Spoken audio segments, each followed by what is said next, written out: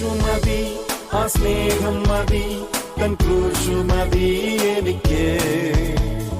യേശു മതി, തൻ ഹിതം മതി, നിത്യജീവൻ മതി എനിക്ക്. യേശു മതി, ആ സ്നേഹം മതി, തൻ ക്രൂശു മതി എനിക്ക്. യേശു മതി. കർത്താവിൻ്റെ മരണത്താൽ അല്ലെ ക്രൂശ് മരണത്താൽ അവസാനത്തുള്ളി രക്തം കൊടുത്ത് ആ വില കൊടുത്താണ് എന്ത് ചെയ്തത്? എന്നെ വാങ്ങിച്ചു, എന്നെ പിതാവിനോട് നിരപ്പിച്ചു, അല്ലെങ്കിൽ യഥാസ്ഥാനപ്പെടുത്തി, റീകൺസൈൽഡ് എന്നാണ് എഴുതിയിരിക്കുന്നത്. പിന്നെ 23-ാമത്തെ വാക്യം, അത് കഴിഞ്ഞ് ആകാശത്തിന് കീഴെ സകല സൃഷ്ടികളുടെ ഇടയിൽ ഘോഷിച്ച് പൗലോസ് എന്ന ഞാൻ ശുശ്രൂഷകനായി തീർന്നു. നിങ്ങൾ of which I am a minister എന്ന് എഴുതിയിരിക്കുന്നത്. ആ സുവിശേഷത്തിൻ്റെ ശുശ്രൂഷകനാണ് ഞാൻ. അപ്പോൾ പല ടൈപ്പ് സുവിശേഷമുണ്ട് ഇല്ലേ? കർത്താവ് വില കൊടുത്ത് എന്നെ വാങ്ങിച്ചു. ഇനി ഞാൻ ജീവിക്കുന്ന എനിക്കല്ല, എൻ്റെ കുടുംബത്തിനല്ല, എൻ്റെ മക്കൾക്കല്ല, എൻ്റെ കമ്പനിക്കല്ല, ഞാൻ ഇനി ജീവിക്കുന്ന ആർക്കാ? കംപ്ലീറ്റ്ലി ദൈവത്തിന് വേണ്ടിയാണ്. നമുക്ക് ആഹാരം കഴിക്കാൻ ഇച്ചിരി വേണം, എന്തെങ്കിലും ഇച്ചിരി പേഴ്സിൽ വേണം, അരിയൊക്കെ പോയി വാങ്ങിക്കാൻ. അതിനു വേണ്ടിയാണ് നമ്മുടെ ജോലി. പിള്ളേരുടെ ഫീസൊക്കെ അടയ്ക്കണം, വാടകയൊക്കെ ഉള്ളവർ വാടക അടയ്ക്കണം, EMI ഒക്കെ ഉള്ളവർ EMI അടയ്ക്കണം. അതിനു വേണ്ടി മാത്രമാണ് നമ്മുടെ ജോലി. ഓർത്തോണം, ജോലിയിലുള്ള ശ്രദ്ധ അത്രയും മതി. കർത്താവിലുള്ള ശ്രദ്ധ, സ്വർഗരാജ്യത്തിന് വേണ്ടിയുള്ള ശ്രദ്ധ കൂടുമ്പോൾ ജോലി വിഷയം കർത്താവ് അത് ഈസിയാക്കി തരും. അത് അനുഭവിക്കേണ്ട കാര്യമാണ്. നിങ്ങൾ ജോലി വിഷയത്തിൽ ഭാരം വഹിച്ച് അതിൽ കുഴഞ്ഞു പോയാൽ ആയുസ്സിൽ റിട്ടയർഡ് ആയാലും, റിട്ടയർഡ് പ്രൈവറ്റ് കമ്പനിയാണ്, നിങ്ങൾ പിന്നീടും വർക്ക് ചെയ്യും. തീരണ്ടേ? EMIയും ഭാരങ്ങളും പിള്ളേരെയൊക്കെ ഒന്ന് സെറ്റ് പരുവത്തിലാക്കണ്ടേ? അപ്പം പിന്നീട് നിങ്ങൾ ജോലി ചെയ്താലും, നിങ്ങളുടെ നടുവ് കൂനുന്ന വരെ നിങ്ങൾ ജോലി ചെയ്താലും നിങ്ങൾക്ക് ആത്മീയമായിട്ട് വളരാൻ പറ്റത്തില്ല. അപ്പോൾ ഏത് വേണം? നിങ്ങൾ ഈ ഭാരമെല്ലാം ചുമക്കണോ അതോ കർത്താവിൻ്റെ കാര്യങ്ങൾ കൊടുക്കണോ? ഇത് ക്രിസ്തീയ ജീവിതം അങ്ങനെ ഒരു ജീവിതമാണ്. അത് ജാതികൾക്ക് പറഞ്ഞാൽ മനസ്സിലാകത്തില്ല. ഞാനിപ്പോൾ ഈ പറഞ്ഞ ഫോർമുല ലോകമനുഷ്യർ ലോകബുദ്ധിയിൽ ചിന്തിച്ചാൽ ഇതെന്ത് ഫൂളിഷ്നെസ്, ഇതെന്ത് പോഷത്വം. ഭാരം ചുമക്കുന്നവരേ എൻ്റെ അടുത്ത്. യേശു എന്തോ പറഞ്ഞത്? All those you are hard burden and heavy laden come unto me. എല്ലാവരും ഭാരം ചുമക്കുന്നവരെ എൻ്റെ അടുത്ത് വരിക. യേശു പറഞ്ഞു, I will make it light and easy for. ഞാനത് മൃദുവാക്കിയും ലഘുവാക്കിയും തരാം. വെറുതെ പറഞ്ഞാണ്, കൊടുക്കത്തില്ല. ജന്മം ചെയ്താൽ നമ്മൾ ഭാരം കർത്താവിന് കൊടുക്കത്തില്ല. കാര്യം കംപ്ലീറ്റ്ലി സമർപ്പിച്ചാൽ പിന്നെ നമ്മുടെ ആഗ്രഹങ്ങളെല്ലാം നടക്കാത്തതുകൊണ്ടായിരിക്കും. അതോ ചെയ്യുമോ കർത്താവ് എന്നുള്ളൊരു വിശ്വാസക്കുറവുണ്ടായിരിക്കും. ദൈവമക്കളെ, this is something to personally experience. വ്യക്തിപരമായിട്ട് നമ്മുടെ ജോലി വിഷയം ഭാരമില്ലാതായി തീരണോ? അതിനൊരു സന്തോഷം വേണോ? ആത്മാവിലൊക്കെ ആരാധിച്ച് അഭിഷേകം പ്രാപിച്ച്, ഇന്നലെയൊക്കെ ഞാനിവിടെ വന്ന് ജോലികൾ ചെയ്തു, പല കാര്യങ്ങൾ ചെയ്തു. സത്യം പറഞ്ഞു കഴിഞ്ഞാൽ എൻ്റെ ചെറിയ പ്രായം തൊട്ട് എനിക്കൊന്ന് ഇരുന്ന് പ്രാർത്ഥിക്കാനുള്ള സമയം കുറവാണ് കിട്ടിയിട്ടുള്ള. കാര്യം ഞാൻ പറഞ്ഞില്ലേ, 16-17 വയസ്സിലൊക്കെ ഞാൻ കർത്താവിൻ്റെ വേലയ്ക്ക് ടീം വർക്കോടുകൂടി പിതാവിനോട് ഇറങ്ങി. 18-19 വയസ്സൊക്കെ ആയി, 20 വയസ്സൊക്കെ ആയപ്പോഴത്തെ കംപ്ലീറ്റ്ലി ഇറങ്ങി. അപ്പോൾ അങ്ങനെ വളരെ ചെറിയ പ്രായത്തിൽ ഇറങ്ങി. ചെറിയ സ്കൂൾ പ്രായത്തിൽ പോലും ഈ ശുശ്രൂഷ സഭയുടെ കാര്യങ്ങളെല്ലാം ചെയ്യണ്ടേ? ഒരാളേ ഉള്ളൂ ഞാൻ ചെയ്യാൻ, അപ്പം മകനായിട്ട് അല്ലെങ്കിൽ ചെയ്യാനായിട്ട്. അപ്പോൾ ആ ചെയ്ത് എനിക്കൊന്ന് ഇരുന്ന് പ്രാർത്ഥിക്കാനുള്ള അഭിഷേകം പ്രാപിച്ച പിന്നെ ഞാൻ എൻജോയ് ചെയ്യുന്ന ഒരു കാര്യമാണ്. വണ്ടി ഓടിക്കുമ്പോഴും പോകുമ്പോഴും എല്ലാം ആത്മാവിൽ ആരാധിച്ച് നമ്മുടെ ജോലി സമയങ്ങളൊക്കെ നമുക്ക് എത്ര ജോയ് ആക്കി തീർക്കാം, അതിൽ എത്ര സന്തോഷമാക്കി തീർക്കാം. ആ ഭാരം പോകും. അതുകൊണ്ടാണ് ഞാൻ അഭിഷേകം പ്രാപിക്കണം എന്ന് പറഞ്ഞത്. അഭിഷേകം പ്രാപിക്കാത്തവർ എന്ത് ചെയ്യണം? പ്രാർത്ഥനയോടുകൂടിയും സ്തോത്രത്തോടുകൂടിയും പാട്ടുകൾ പാടിയും സ്തോത്രം. അതുകൊണ്ട് ഭാരങ്ങൾ ദൈവസന്നിധിയിൽ കൊടുത്താൽ നമ്മൾ ചുമക്കുന്നതിനേക്കാൾ നമ്മൾ ചുമന്ന് കുഴയും. നമ്മുടെ കാലൊക്കെ തളർന്നു പോവും, നമ്മുടെ നടുവൊക്കെ, നമുക്ക് എത്ര വെയിറ്റ് ചുമ്മാൻ പറ്റും. സാത്താൻ പിന്നെയും കൊണ്ട് പല വെയിറ്റുകൾ കൊണ്ട് തരും. അതുകൊണ്ട് ഇവിടെ വളരെ വ്യക്തമായിട്ട് ആ സുവിശേഷത്തിൻ്റെ കർത്താവിൽ വിശ്വാസം വെക്കുക, കർത്താവിൽ പ്രത്യാശ വെക്കുക, ജീവിതം ദൈവസന്നിധിയിൽ സമർപ്പിക്കുക. ആ സുവിശേഷത്തിൻ്റെ ശുശ്രൂഷകനാണ് ഞാൻ എന്ന് പറഞ്ഞിട്ട് കഴിഞ്ഞ ആഴ്ച നമ്മൾ എബ്രായ ലേഖനം 6-ാം അധ്യായത്തിൽ പഠിച്ചില്ലേ? നമുക്കൊരു കണക്ഷൻ ഉണ്ട് ആരുമായിട്ടാണ്. ലോകം പറയും എനിക്ക് ഒത്തിരി രാഷ്ട്രീയ കണക്ഷനുണ്ട്, കൂട്ടുകാരുണ്ട്, നമ്മുടെ ഒരു വലിയ കുടുംബമാണ് എന്നൊക്കെ. നാട്ടിൽ എത്ര കോൺടാക്ട്സ് എനിക്കുണ്ടെന്നറിയാം. നമുക്ക് പറയാനുള്ളത് എന്തുവാ? നങ്കൂരം. സ്തോത്രം. പ്രത്യാശയുടെ നങ്കൂരം ഇട്ടിരിക്കുന്നത് എവിടെ? തിരശ്ശീലയ്ക്ക് അപ്പുറം ദ മോസ്റ്റ് ഹോളി പ്ലേസ്, ദൈവം വസിക്കുന്ന സ്ഥലത്ത് ഒരു കണക്ഷൻ എനിക്കുള്ളത്. എത്ര കാറ്റ് വന്നാലും, കൊടുങ്കാറ്റ് വന്നാലും, തിരമാല വന്നാലും, ഇപ്പോൾ സുനാമി കഴിഞ്ഞ ആഴ്ച എത്ര ഭൂഖണ്ഡത്തെ അഫക്റ്റ് ചെയ്തെന്നറിയാം. റഷ്യ, അമേരിക്കയുടെ അലാസ്ക, പിന്നെ സൗത്ത് അമേരിക്ക, പിന്നെ ജപ്പാൻ, ബാക്കിയുള്ള തീരമൊക്കെ പേടിച്ചിരിക്കുകയായിരുന്നു. പിന്നെയും വരും എന്നൊക്കെ പറഞ്ഞു. എന്തായാലും പറഞ്ഞ പോലുള്ള ക്ഷീണങ്ങൾ ഉണ്ടാക്കിയില്ല. അതിൻ്റെ മുമ്പ് ഇവാക്യുവേറ്റ് ചെയ്തു ഒത്തിരി പേര്. അപ്പോൾ ഇത്രയുമൊക്കെ സുനാമി വന്നാലും, ഇപ്പോൾ ഇനി കൊടുങ്കാറ്റെന്നല്ല, ഇനിയുള്ള കാലത്ത് എന്ത് പറയണം, വെറും തിരമാല എന്നല്ല പറയേണ്ടത്, സുനാമി വന്നാലും ഞാൻ കുലുങ്ങത്തില്ല. കാര്യം എൻ്റെ കണക്ഷൻ ഒരു സൈഡ് കണക്റ്റഡ്, എൻ്റെ ആത്മീയ ജീവിതം. ആ കണക്ഷൻ പോവും. ഞാൻ ദൈവത്തിന് പ്രസാദമല്ലാതെ ലോകത്തെയും സ്നേഹിച്ച് ലോകത്തിൽ വലിയവനാകുവാൻ, ലോകത്തിൻ്റെ മാനവും ലോകത്തിൻ്റെ വിഷയത്തിൽ കൂടുതൽ ശ്രദ്ധ കൊടുത്ത് ലോകത്തിന് വേണ്ടി പ്രവർത്തിച്ചാൽ ഈ കണക്ഷൻ പോവും. അതുകൊണ്ട് ഇത് വിശുദ്ധിയുള്ളൊരു കണക്ഷനാണ്. ഇപ്പം എൻ്റെ പ്രത്യാശയുടെ നങ്കൂരം സ്വർഗവുമായിട്ട് കണക്റ്റഡാ എന്ന് പറഞ്ഞാണ് സ്തോത്രം. 24-ാമത്തെ വാക്യം ഇന്നോട്ട് നമുക്ക് ചിന്തിക്കാം. ഇപ്പോൾ ഞാൻ നിങ്ങൾക്ക് വേണ്ടിയുള്ള കഷ്ടാനുഭവങ്ങളിൽ സന്തോഷിച്ച് ക്രിസ്തുവിന്റെ കഷ്ടങ്ങളിൽ കുറവായുള്ളത് എന്റെ ജഡത്തിൽ സഭയായ അവന്റെ ശരീരത്തിന് വേണ്ടി പൂരിപ്പിക്കും. ക്രിസ്തു നമുക്ക് വേണ്ടി വില കൊടുത്തു. ബാക്കി ഭാഗം ആര് കൊടുക്കണം? ചിലർ ഈ വാക്യം തെറ്റിദ്ധരിക്കും. കർത്താവ് പൂർണ്ണ വില കൊടുത്തില്ല, ഒരു 70% കൊടുത്തുള്ളൂ, ബാക്കി 30% നമ്മൾ കൊടുക്കണം. അതല്ല ഇവിടെ എഴുതിയിരിക്കുന്നത്. കർത്താവിൻ്റെ കഷ്ടാനുഭവങ്ങളോടുള്ള കൂട്ടായ്മ, അതാ മനസ്സിലാക്കേണ്ടത്. മൂലഭാഷയിൽ വായിക്കുമ്പോൾ അത് മനസ്സിലാവും. കർത്താവ് നമുക്ക് കൊടുത്ത വില പൂർണ്ണമാണ്, അത് ഇൻകംപ്ലീറ്റ് ആണെന്ന് ആരും ചിന്തിക്കല്ലേ, തെറ്റിദ്ധരിക്കല്ലേ. അങ്ങനെ ആരെങ്കിലും ഈ വാക്യം പെട്ടെന്ന് മലയാളത്തിൽ വായിക്കുമ്പോൾ അങ്ങനെ ഓർത്തു പോകും. അല്ല, അതിനോട് ഞാനും എന്ത് ചെയ്യുക? ക്രൂശ് ചുമ്മാൻ എന്നെ വിളിച്ചിട്ടുണ്ട്. ഇത് ഒരാൾ തന്നെ ഇരുന്ന് ചെയ്യേണ്ട ജോലിയല്ല. ഇനിയുള്ള ജോലി എന്തുവാ? സ്വർഗരാജ്യത്തിൻ്റെ കെട്ടുപണിയാണ് നടക്കുന്നത്. അപ്പോൾ കർത്താവിൻ്റെ ശരീരമാകുന്ന സഭ, അന്ന് കർത്താവ് ചെയ്തത് കർത്താവിൻ്റെ ശരീരം അക്ഷരീകമായിട്ട് കൊടുത്തു. ഇനി കെട്ടുപണിയുണ്ട്. ഇപ്പം നമ്മൾ വായിച്ചില്ലേ കൊലോസ്യ ലേഖനത്തിൽ നിന്നൊക്കെ, കർത്താവിൻ്റെ കുടുംബത്തോട് ചേർന്നു. ഇനിയിപ്പം ദൈവത്തിൻ്റെ നിവാസ സ്ഥലമായി തീരും. അപ്പം ദ ബോഡി ഓഫ് ക്രൈസ്റ്റ്, അപ്പോൾ ക്രിസ്തുവിൻ്റെ സഭയാകുന്ന ശരീരം, അതിനുവേണ്ടി ഞാൻ കൊടുക്കേണ്ട വില നിങ്ങൾക്ക് മനസ്സിലായോ? ഈ ദേശത്തെ ക്രിസ്തുവിൻ്റെ ശരീരമാകുന്നത്. ഇതേത് സഭയാണെന്ന് ചോദിച്ചാൽ ഇത് ഇന്ന സഭയാണെന്നൊന്നും പറഞ്ഞിട്ട് ഒരു കാര്യമില്ല. അതൊരു രജിസ്ട്രേഷൻ, ഒരു ബോർഡ് വെച്ച്, അങ്ങനെ നമ്പറില്ലേ, ബോർഡ് വെക്കാൻ പറ്റത്തില്ല, നിയമമുണ്ട്. എല്ലാ ബോർഡുകളെയും ഇറക്കുന്നുണ്ട്. അതിപ്പോൾ അല്ല, ഒരു 10-20 വർഷം മുമ്പേ തുടങ്ങിയത്. അപ്പോൾ പഞ്ചായത്തും കോർപ്പറേഷനും ഫൈൻ അടിക്കും, ബോർഡ് ഇറക്കും. അപ്പം വീടുകളിൽ ആരാധിക്കാൻ പാടില്ലെന്നൊക്കെ ഉണ്ട്. അതുപോലെ നമ്മൾ കുറേ നാൾ ഇവിടെ 6 വർഷം വീട്ടിൽ ആരാധിച്ച്, ഒരു വീട് അതിന് വേണ്ടി എടുത്ത് ആരാധിച്ച്. അപ്പം കർത്താവാ ഈ കാര്യങ്ങളൊക്കെ ചെയ്ത്, ദൈവം തരുന്ന സൗകര്യം അനുസരിച്ച്. അപ്പം ഇവിടെ ഞാൻ പറഞ്ഞത് അത് വെറും ഒരു ബോർഡ് വെക്കാനോ ലെറ്റർ പാഡിലോ കല്യാണ സർട്ടിഫിക്കറ്റോ അതിന് വേണ്ടി മാത്രം. ഇത് ദേശത്തെ സഭ ക്രിസ്തുവാകുന്ന ശരീരമാണ്. അപ്പം ആ സഭയ്ക്ക് വേണ്ടി ഞാൻ കൊടുക്കേണ്ട വില, ഈ ദൂരെ നിന്ന് വരുന്നവരുണ്ട്, 20, 22, 24 കിലോമീറ്ററൊക്കെ ഓടിച്ച് വരുമ്പോൾ 500, 600, 800 രൂപയുടെ ഒക്കെ പെട്രോളും ഡീസലും ആകും. അപ്പോൾ നിങ്ങളെന്തോ ചിന്തിക്കുന്നത്? ഞാനെന്ത് സഭയ്ക്ക് വേണ്ടി വില കൊടുക്കുന്നു. ശരിയാ, നമ്മൾ ആരാധനയ്ക്ക് വരാനുള്ള ഒരു വില, അതൊക്കെ ചെറിയ വിലയാണ്. അതൊക്കെ എന്തുവാ? ഇതൊന്നും അല്ല ശരിക്കും വില. നിങ്ങൾ കർത്താവിൻ്റെ രാജ്യത്തിന് വേണ്ടി ചെയ്യേണ്ട ഒത്തിരി കാര്യങ്ങളുണ്ട്. അത് ചെയ്യുവാൻ നിങ്ങൾ സഭയ്ക്ക് വേണ്ടി നിങ്ങൾ നിന്നേ, നിങ്ങൾ ഓരോരുത്തരെ ദൈവസന്നിധിയിലേക്ക് കൊണ്ടുവന്നേ, നിങ്ങൾ ഓരോരുത്തരും ഒന്ന് എൻകറേജ് ചെയ്യാൻ വേണ്ടി അവരെ ഒന്ന് എൻകറേജ് ചെയ്ത് അവരൊന്ന് വിട്ടുപോകുന്ന പിശാചി എവിടെ വരും? നിങ്ങളെ ഉറക്കത്തില്ല. അത് വേറൊന്നും കൊണ്ടല്ല, അവർക്ക് വിടുതൽ കിട്ടി, അത് വന്ന് പിന്നെ ഫൈറ്റ് ആരോടാ? അപ്പം നമ്മൾ ദൈവം ആത്മാവിനാൽ നിറയ്ക്കും, നമ്മൾ പോരാടി ജയിക്കും. അങ്ങനെ ജയം പ്രാപിച്ച് പിന്നെ ഈ സാത്താനാണോ ഇല്ലാത്തതുകൊണ്ട് വേറെ ആരെങ്കിലും മേലിൽ കയറും. ഇതിങ്ങനെ എവിടെയെങ്കിലും ശരീരമില്ലല്ലോ, എവിടെയെങ്കിലുമൊക്കെ ഇങ്ങനെ കയറി നടക്കണമല്ലോ.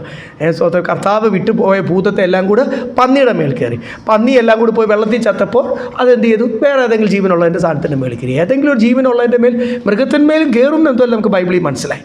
പന്നിയുടെ മേലും കയറും. സാത്താൻ ഇത് തന്നെ പണി. അന്ന് തൊട്ട് ദൈവത്തിൻ്റെ പദ്ധതി ഇല്ലാതാക്കും.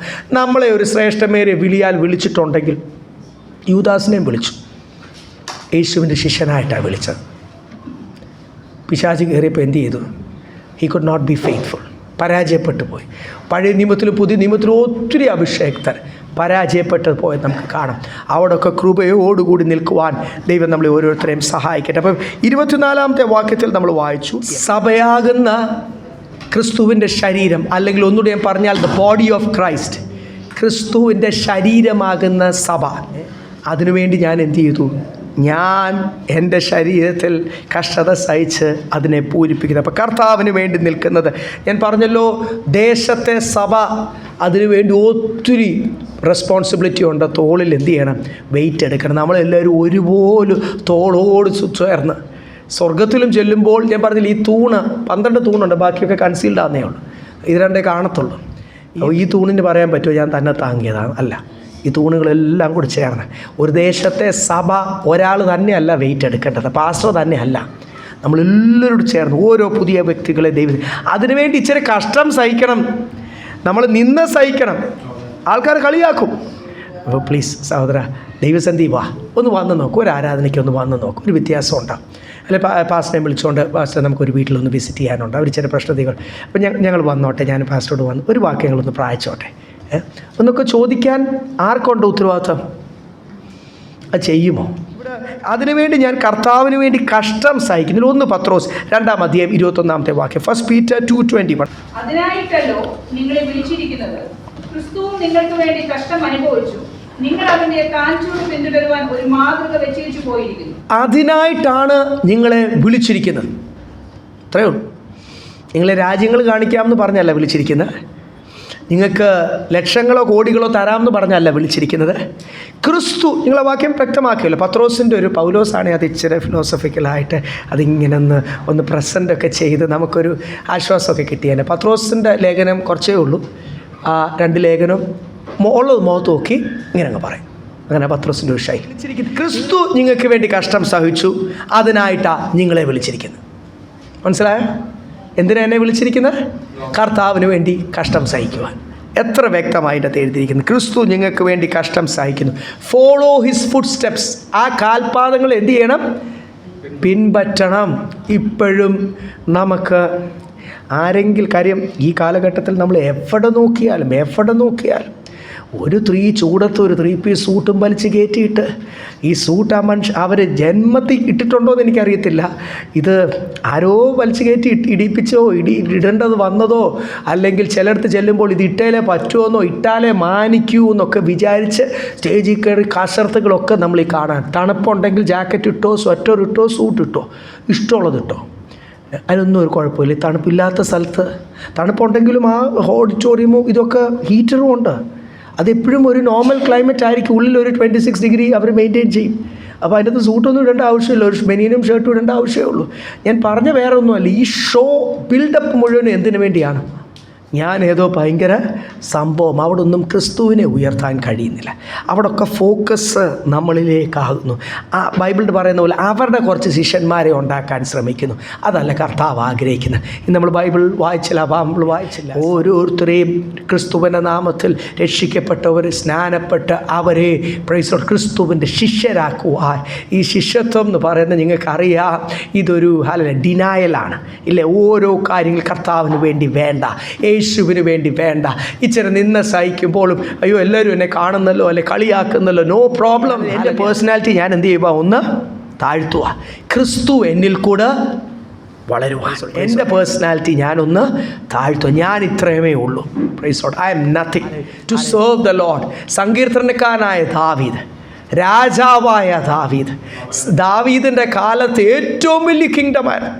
ശലോമോനല്ല യുദ്ധമൊന്നും ചെയ്ത്, ശലോമോനൊന്നും അല്ല, ശലോമോൻ ജ്ഞാനമൊക്കെ ഉണ്ടായിരുന്നു. പക്ഷേ ദാവീദിൻ്റെ കാലത്തായിരുന്നു ഇന്ന് ഈ കാണുന്ന പൊട്ട് പോലുള്ള ഇസ്രായേൽ എന്തായിത്തീർന്നത്? ഇത്രയും വലിയ ഇസ്രായേലായിത്തീർന്നത്. അപ്പം ദാവീദ് പറയുക, നിൻ്റെ ആലയത്തിലെ ഒരു കാവൽക്കാരനായി all the days to be a watchman in thy temple, in thy house of God, all the days of my life. എൻ്റെ ജീവിതം മുഴുവനും ആലയത്തിലെ ഒരു കാവൽ എന്ന് വെച്ചാൽ കാവൽക്കാരൻ്റെ ജോലി എന്തുവാ? ഓരോരുത്തർ വരുമ്പോൾ ആ ചെരുപ്പൊക്കെ അടുക്കി വെക്കും, കയറി കഥ തുറന്ന് കൊടുക്കും. അങ്ങനെ നിന്നാൽ മതി എന്നാണ് താൻ താഴ്മയോട് പറയും. താൻ വെറുതെ താഴ്മ അഭിനയിച്ചതാണല്ലോ. പൗലോസ് താഴ്മ അഭിനയിച്ചതാണോ? താൻ ഓരോ ചപ്നോ? ഇതൊക്കെ നമുക്കൊരു മാതൃകയായിട്ടിരിക്കുമ്പോൾ കർത്താവിന് വേണ്ടി ഇടയ്ക്കിടയ്ക്ക് കഷ്ടം സഹിക്കുവാൻ ദൈവം അനുവദിക്കുന്നത് എന്തിനാ? ഇടയ്ക്ക് ഞാനൊന്ന് ഉയർന്ന് ഇങ്ങനെ ചീർത്തിരിക്കുമ്പോൾ എന്നെ ഒന്ന് കർത്താവ് ഒതുക്കും. കഷ്ടത വരുമ്പോഴാണ്, തീച്ചുളുടെ അനുഭവത്തിൽ വരുമ്പോഴാണ് ഞാൻ എന്നെ തന്നെ ഒന്ന് നോക്കുന്നത്, ഒന്ന് സ്വയം ശോധന ചെയ്യുന്നത്. അപ്പം ഇവിടെ നമ്മൾ കണ്ടു, ക്രിസ്തു നിങ്ങൾക്ക് വേണ്ടി കഷ്ടം സഹിച്ചു, നിങ്ങൾ അവൻ്റെ കാൽപാതകളെ പിൻപറ്റുവാൻ നിങ്ങളും കർത്താവിന് വേണ്ടി കഷ്ടം സഹിക്കണം. പത്രോസിൽ എഴുതിയിരിക്കുന്നു. സ്വതന്ത്രം നമുക്കറിയാവുന്ന വാക്യങ്ങളെ ഞാൻ പറഞ്ഞു പോയ 2 തിമോത്തിയോസ് 3-ാം അധ്യായത്തിൽ എഴുതിയിരിക്കുന്ന ഭക്തിയോടുകൂടി ജീവിക്കുവാൻ ആഗ്രഹമുള്ളവർക്കും എല്ലാം എന്തുണ്ടാവും? ഉപദ്രവം ഉണ്ടാവും, കഷ്ടതയുണ്ട്. All those who want to live spiritually will be persecuted എന്ന് എഴുതിയിരിക്കുന്നു. ഭക്തിയോടുകൂടി ആത്മീയരായിട്ട് ജീവിക്കുവാൻ ആഗ്രഹമുള്ള എല്ലാവർക്കും എന്തുണ്ടാവും? എല്ലാവർക്കും. ഞാൻ പറഞ്ഞില്ലേ, ഈ സെലിബ്രിറ്റി പാസ്റ്റർമാരും ഭയങ്കര സ്റ്റേജസും കണ്ട് നമുക്കും ഒരാഗ്രഹം വരും, എനിക്ക് കർത്താവിൻ്റെ വേലയ്ക്ക് ഇറങ്ങണം, എനിക്ക് അതുപോലെ ആകണം. അവരുടെ ഫണ്ട് വരവും അവരുടെ ഫണ്ട് വിനിയോഗിക്കുന്നതും ലക്ഷറി ജീവിതവും ഒക്കെ ഇതൊരു വല്ല തെറ്റായ ഒരു മാതൃക വരുമ്പോൾ ഇവിടെ എഴുതിയിരിക്കുന്ന അവരല്ല നമ്മുടെ റോൾ മോഡൽ. ഞാനും അവരെ ആരെയും നോക്കണ്ട, നിങ്ങളും അവരെ ആരെയും നോക്കണ്ട. നമ്മുടെ റോൾ മോഡൽ ആരാ? ഉള്ളതെല്ലാം വേണ്ടാന്ന് വെച്ച് സ്വർഗത്തിലെ മഹിമയും തേജസ്സും രാജസ്ഥാനവും മാറ്റി വെച്ചിട്ട് ഒരു സാധാരണ കുടുംബത്തിൽ ജനിച്ച് സാധാരണക്കാരനായി ജീവിച്ച് വിശന്നപ്പോൾ വെല്ലോൻ്റെയും അയ്യത്തൂന്ന് ചോളവും പറിച്ച് കഴിച്ച് ടാക്സ് അടയ്ക്കാൻ കാശില്ല. നമുക്ക് ടാക്സ് അടയ്ക്കാൻ കാശുണ്ടല്ലോ. ടാക്സ് അടയ്ക്കാൻ കാശില്ലാതെ ടാക്സും ഇൻഷുറൻസും ഒക്കെ നമ്മൾ അടയ്ക്കുന്നുണ്ടല്ലോ, ബിൽഡിങ്ങിൻ്റെയോ വണ്ടിയുടെയോ ഒക്കെ അടയ്ക്കുന്നുണ്ടല്ലോ. ടാക്സ് അടയ്ക്കാൻ കാശുമില്ലാതെ ഒരു മീൻ പിടിച്ച് അതിൻ്റെ അകത്തുനിന്ന് ദ്രഹ്മപണവും എടുത്ത് കരമടച്ച എൻ്റെ കർത്താവ് എന്തുവാ തെളിയിച്ചത്? ലോകത്തിൻ്റെ മാനമല്ല വേണ്ടത്, പിതാവിൻ്റെ. ഓരോ പ്രാവശ്യം കോടതി പോകുമ്പോഴും ജനം തന്നെ കുറ്റം വിധിക്കുമ്പോഴും പിതാവിൻ്റെ ഇഷ്ടം ചെയ്യുവാൻ, പിതാവിൻ്റെ ഇഷ്ടം. ഹല്ലേലൂയ, സ്തോത്രം. താൻ നമുക്കൊരു മാതൃകയായിട്ടാണ് ദൈവം മനുഷ്യനായിട്ട് ഇറങ്ങി വന്ന് നമ്മളെ അത് കാണിച്ചത്. അപ്പം നമ്മളും ആരുടെ ഇഷ്ടമാണ് ചെയ്യേണ്ടത്? ഓരോ തീരുമാനവും എടുക്കുമ്പോൾ, കുഞ്ഞുങ്ങളുടെ വിഷയത്തിൽ, കുടുംബത്തിൻ്റെ വിഷയത്തിൽ, എൻ്റെ വ്യക്തിപരമായ ജോലി വിഷയത്തിൽ, സ്തോത്രം, ഓരോ വ്യക്തിപരമായ വിഷയത്തിൽ, not my will but your will be done in my life. പിതാവിൻ്റെ ഇഷ്ടം എൻ്റെ ജീവിതത്തിൽ നിവർത്തിക്കുവാൻ. തെസ്സലോനിക്ക ലേഖനത്തിലും എഴുതിയിരിക്കുന്നു, പൗലോസ് അവിടെ വ്യക്തമായിട്ട് പറയുന്നുണ്ട്, അതിനുവേണ്ടി നിങ്ങളെ നിയമിച്ചിരിക്കുന്നു. 1 Thessalonians chapter 3 verse 3. 1 തെസ്സലോനിക്കർ 3-ാം അധ്യായം 3-ാമത്തെ വാക്യം. കഷ്ടം അനുഭവിക്കുവാൻ എന്ത് ചെയ്തു? നാം നിയമിക്കപ്പെട്ടിരിക്കുന്നു. We are appointed to suffer for his name എന്ന് എഴുതിയിരിക്കുന്നത്. നിങ്ങളെ BP ആയിട്ടോ പ്രസിഡൻ്റായിട്ടോ വൈസ് പ്രസിഡന്റ് ഒരു കമ്പനിയുടെയൊക്കെ വലിയ സ്ഥാനമാണ്, ഭയങ്കര സ്ഥാനമാണ്, CEO. അങ്ങനെ ഒരു അപ്പോയിൻമെൻറ്റ് കിട്ടുവാൻ ലോകം ആഗ്രഹിച്ചിരിക്കുമ്പോൾ കർത്താവ് പറയുക, you are appointed to suffer for my name. ഇതല്ല നമ്മൾ പ്രതീക്ഷിച്ചില്ലേ? സ്തോത്രം. നമ്മൾ പറഞ്ഞു കൊടുക്കണം, പുതിയ വരുന്ന വിശ്വാസികളോട് പറയണം. നമ്മൾ പലപ്പോഴും പറയും, അല്ലല്ലേ, കടം മാറത്തില്ല. ഇപ്പോൾ കഴിഞ്ഞ പ്രാവശ്യം ഇവിടെ നമ്മുടെ കാല് വയ്യാത്ത ബ്രദറിനോട് പറഞ്ഞു, കടം മാറത്തില്ല, പക്ഷെ ദൈവം സഹായിക്കും. അതെങ്ങനെയാണെന്ന് നമുക്കറിയത്തില്ല. ദൈവത്തിൻ്റെ സമയം വരെ എന്ത് ചെയ്യണം? ദൈവ ഇഷ്ടത്തിനായിട്ട് കാത്തിരിക്കണം. അപ്പം ഇവിടെയൊക്കെ ദൈവ ഇഷ്ടമാണ് നടക്കുന്നത്. അപ്പോൾ കർത്താവിൻ്റെ ശരീരത്തോട് ചേരുവാൻ നമ്മൾ വായിച്ചില്ല. അപ്പോൾ ഇവിടെ എഴുതിയിരിക്കുന്നത്, you are appointed to suffer for my name. എൻ്റെ നാമത്തിനു വേണ്ടി കഷ്ടം സഹിക്കുവാൻ ഞാൻ നിന്നെ. ഇതായിരുന്നോ കർത്താവേ? അല്ല, ഇതൊരു വലിയൊരു സെലക്ഷനാണ്, ഇതൊരു വലിയ കോളിങ്ങാണ്. ഇവിടെ കഷ്ടം സഹിക്കുക, അവിടെ എല്ലാവരുടെ മുമ്പിൽ മാനിക്കുക. ഈ ജീവിതം മുഴുവനും അങ്ങ് ഇതുപോലെ ത്യാഗ ജീവിതമൊന്നും അല്ല. ഈ ലോകത്തിൽ കഷ്ടം സഹിക്കുക, ന്യായവിധി ദിവസത്തിൽ എല്ലാവരുടെ മുമ്പിൽ നമ്മളെ മാനിക്കുന്ന ഒരു ദിവസമുണ്ട് ദൈവമക്കളെ. ഈ ലോകത്തിലും ലജ്ജിച്ച് പോകാൻ ജീവിക്കുവാനുള്ളതൊക്കെ കർത്താവിൻ്റെ സമയത്ത് തരും. അത് കർത്താവിൻ്റെ സമയമാണ്, കർത്താവിൻ്റെ ഹിതമാണ്. വളരെ ദൈവത്തോട് ചേർന്നിരിക്കണം എന്ന് മാത്രമേ ഉള്ളൂ. ഓരോ വിഷയത്തിലും പരാജയങ്ങളിൽ നിന്ന് മാറുവാൻ, കാര്യങ്ങൾ യുക്തിയോടുകൂടി ചെയ്യുവാൻ ഒരു ജ്ഞാനത്താൽ കർത്താവ് ദൈവത്തിൽ ഈ അഭിഷേകത്തിനകത്ത് എന്തുണ്ട്? ആത്മാവ് നമ്മുടെ അധികം വരുമ്പോൾ, പരിശുദ്ധാത്മാവിൻ്റെ അധികം വരുമ്പോൾ, സ്തോത്രം, ഈ ജ്ഞാനത്താലും കർത്താവ് നമ്മളെ നിറയ്ക്കും. അതിനായിട്ട് ദൈവത്തിന് സ്തോത്രം. അപ്പോസ്തല പ്രവൃത്തിയിലും 14-ാം അധ്യായത്തിൽ എഴുതിയിട്ടുണ്ട്, വായിക്കണ്ട. ഇവിടെ എഴുതിയിരിക്കുന്ന അനേക കഷ്ടങ്ങൾ കൂടെ മാത്രമേ ദൈവരാജ്യത്തിൽ കടക്കുവാൻ കഴിയത്തുള്ളൂ. നിങ്ങൾക്ക് അറിയാവുന്ന വാക്യമാണ്. Through many tribulations only you can enter into the kingdom of God എന്ന് എഴുതിയിരിക്കുന്നത്. അനേക കഷ്ടങ്ങൾ. ചിലർ പറയും ആദ്യം ഒരു കയറ്റമാണ്, പിന്നെ അങ്ങോട്ട് ഇറക്കമാണെന്നാണ് പറയുന്നത്. പ്രാസംഗികർ പല ഭാഷകൾ അവർ ഉപയോഗിക്കുന്നത്. ചിലപ്പം പറയും വെച്ചടി കയറ്റം എന്നൊക്കെ പറയും. എന്തുവാണേലും മനുഷ്യനെ ഇക്കിളിയിട്ട് സന്തോഷിപ്പിക്കാൻ ഒത്തിരി പദങ്ങൾ, മോട്ടിവേഷണൽ സ്പീക്കിംഗ്, അത്രയേ ഉള്ളൂ. നിങ്ങൾക്കൊരു കേട്ടപ്പം തന്നെ വെച്ചടി കയറ്റം എന്നൊക്കെ പറഞ്ഞപ്പോഴാ ഇങ്ങനെ പ്രൊമോഷൻ. ജോലി സ്ഥലത്ത് പ്രൊമോഷൻ, അവിടെ പ്രൊമോഷൻ. ഒരാൾ പറഞ്ഞ് ഞാൻ പോയപ്പോൾ ആ സിഗ്നലെല്ലാം ഗ്രീൻ ലൈറ്റ്, ഗ്രീൻ ആയെന്നൊക്കെ പറഞ്ഞു. ഇങ്ങനെയൊക്കെ ഒത്തിരി പേര് പല കാര്യങ്ങൾ പറയുന്നുണ്ട്. ഇതൊക്കെയാണ് അവർക്ക് സാക്ഷ്യം. ആർക്കാ പറയാൻ പറ്റുന്നത്? കഴിഞ്ഞ ആഴ്ച കർത്താവിന് വേണ്ടി നിന്ന് സഹിക്കുവാൻ ദൈവം എന്നെ തിരഞ്ഞെടുത്ത് ഓർത്ത് ദൈവത്തിന് സ്തോത്രം. ഒരു ശിഷ്യനായാൽ മാത്രമേ അത് മനസ്സിലാകത്തുള്ളൂ. പത്രോസും യോഹന്നാനും ഒക്കെ അടികൊണ്ട്, ചാട്ടവാറുമുണ്ട് അടികൊണ്ട്. ഞാൻ നല്ല വയറൊക്കെ വെച്ച് അടി കൊണ്ടിട്ടുണ്ടോ? എനിക്കറിയാം എൻ്റെ വേദന. നിങ്ങളൊക്കെ അടി കൊണ്ട കുഞ്ഞുങ്ങളാണോ? ചെറിയ അടികളൊന്നും അല്ല. ഇങ്ങനെ അത് അകത്തോട്ടും പോകണം. 2 സൈഡ് ഇങ്ങനെ ഉയർന്നു നിൽക്കും 2 ദിവസം കഴിയുമ്പോൾ പഴുത്തിട്ട്. ആ സൈസ് അടി കൊള്ളുമ്പോൾ അതൊന്നും അല്ല ചാട്ടവാർ. അതിലും മല്ലന്മാരല്ലേ, ഫുള്ളായി എടുത്ത് അടിക്കുമല്ലേ. അത് അറിഞ്ഞുകൊണ്ട് ഒരു ശിക്ഷാ രീതിയാണല്ലോ. അപ്പോൾ ആ ക്രൂരന്മാരെ അതിനു വേണ്ടി അപ്പോയിൻ്റ് ചെയ്യുന്നത്. ആ ചാട്ടവാറ് വെച്ച് അടി കൊണ്ടിട്ട് പത്രോസ് നമ്മളാണ് പെറുപെറുത്ത് എന്തൊക്കെ പറഞ്ഞാൽ കർത്താവിന് വേണ്ടി സുവിശേഷം പറഞ്ഞാൽ അവസാനം ഇതാണോ എൻ്റെ ജീവിതത്തിൽ വന്നത് എന്നൊക്കെ ചോദിച്ചു പോകത്തില്ലേ? എന്തോ ഇവർ പറഞ്ഞത്? ഓ, കർത്താവിന് വേണ്ടി നിന്ന് സഹിക്കുവാൻ, കർത്താവിന് വേണ്ടി വേദന സഹിക്കുവാൻ എന്നെ ദൈവം തിരഞ്ഞെടുത്തത് ഓർത്ത് സന്തോഷിച്ചു തുള്ളിച്ചാടി പാട്ട് പാടി പോകുന്ന ഒരു പത്രോസും യോഹന്നാൻ്റെ ഉള്ളിലുള്ള ആത്മനിറവാണ് അത് കാണിക്കുന്നത്. ഒരാൾക്ക് ആത്മാവിൻ്റെ നിറവിൽ നിന്നാൽ മാത്രമേ ആ ബോധം വരത്തുള്ളൂ. അല്ലെങ്കിൽ പെറുപെടുത്ത് പോകുന്നേ, അല്ലെങ്കിൽ കർത്താവിൻ്റെ എതിരെയൊക്കെ പറഞ്ഞു പോകും, പിന്മാറിപ്പോവും. ഇനി കുറച്ച് നാളത്തേക്ക് കഷ്ടത വർദ്ധിക്കുവായി. സ്തോത്രം. എൻ്റെ കർത്താവ് അനുവാദം കൊടുത്താൽ പിന്നെ കൃപ കൂടുണ്ടെന്നേ. ഹല്ലേലൂയ. ബലം കൂടുണ്ടെന്നേ. ദൈവം അപ്പോഴാണ് നമ്മളെ ദേശത്തൊന്ന് ശരിക്കും ഒന്ന് കർത്താവ് നിർത്താൻ പോകുന്നത്, കർത്താവിൻ്റെ റെപ്രസെൻറ്റേറ്റീവായിട്ട്. അതൊരു വലിയ മാനമാണേ. ആരാ പറഞ്ഞ കോടികൾ കിട്ടിയാലേ മാനമുള്ളത്? എൻ്റെ ദൈവത്തിൻ്റെ ഒരു റെപ്രസെൻറ്റേറ്റീവായിട്ട് ഒരു ദേശത്തെ കാവൽക്കാരനായിട്ട് നിൽക്കുന്നത്, അല്ല ആ ദേശത്ത് എന്ത് ചെയ്യണേലും എന്നോട് ചോദിച്ചിട്ടേ ദൈവം ചെയ്യത്തുള്ളൂ എന്ന് പറയുന്ന ഒരു വലിയൊരു സ്ഥാനമാണ്. ദേശത്തിൻ്റെ കാവൽക്കാരായിട്ടാണ് നമ്മളെ നിർത്തിയിരിക്കുന്നത്. മറന്നു പോകല്ലേ. കഷ്ടം സഹിക്കണം. ഇവിടെ നമ്മൾ കണ്ടു, ക്രിസ്തു നമുക്ക് വേണ്ടി കഷ്ടം സഹിച്ചു ഓരോ വ്യക്തിയെ യഥാസ്ഥാനപ്പെടുത്തുവാൻ. ഞാനും മറ്റുള്ളവരെ ദൈവസന്നിധിയിലേക്ക് കൊണ്ടുവരുവാൻ എൻ്റെ ശരീരത്തിൽ സഹിച്ചാലേ പറ്റൂ. കാരണം അതാർക്ക് വേണ്ടിയാണ് സഹിക്കുന്ന? കർത്താവിൻ്റെ ശരീരമാകുന്ന സഭയ്ക്ക് വേണ്ടി കഷ്ടം സഹിക്കണം. ഹല്ലേലൂയ. സ്തോത്രം. സഭയ്ക്ക് വേണ്ടി ഒരു ദേശത്തെ സഭ അനേകർ കർത്താവിൻ്റെ സന്നിധിയിൽ വരുവാൻ, അനേകർ ബന്ധനത്തിൽ നിന്ന് മോചിതരായി തീരുവാൻ, അനേകർ അവരുടെ പാപജീവിതത്തിൽ നിന്ന് വിടുതൽ പ്രാപിക്കുവാൻ, അനേകർ യേശുവിനെ അറിയുവാൻ, അനേകർ ഈ സന്തോഷവും സമാധാനത്തിലേക്ക് വരുവാൻ. സ്തോത്രം. അതിനുവേണ്ടി നമ്മൾ അവർക്ക് വേണ്ടി പ്രവർത്തിക്കുമ്പോൾ, അവരോട് സംസാരിക്കുമ്പോൾ ഈ പിശാചെല്ലാം കൂടെ ഇളകിയിട്ട് എന്ത് ചെയ്യും? നമ്മളോട് വന്ന് എന്തൊക്കെ പ്രശ്നങ്ങൾ ഉണ്ടായിക്കോട്ടെ, ആ വേലയൊക്കെ കൊടുക്കാൻ ഐ ആം റെഡി. എന്നിട്ട് വേണം കർത്താവിൻ്റെ വേലയ്ക്ക് ഇറങ്ങാൻ. സ്തോത്രം. അതോ പത്രോസ് പറയുന്നത്, ഞാൻ കഷ്ടം സഹിക്കുന്നത് ആർക്ക് വേണ്ടിയാ? ക്രിസ്തു അങ്ങനെ കഷ്ടം സഹിച്ചു. ആരെ നേടാൻ?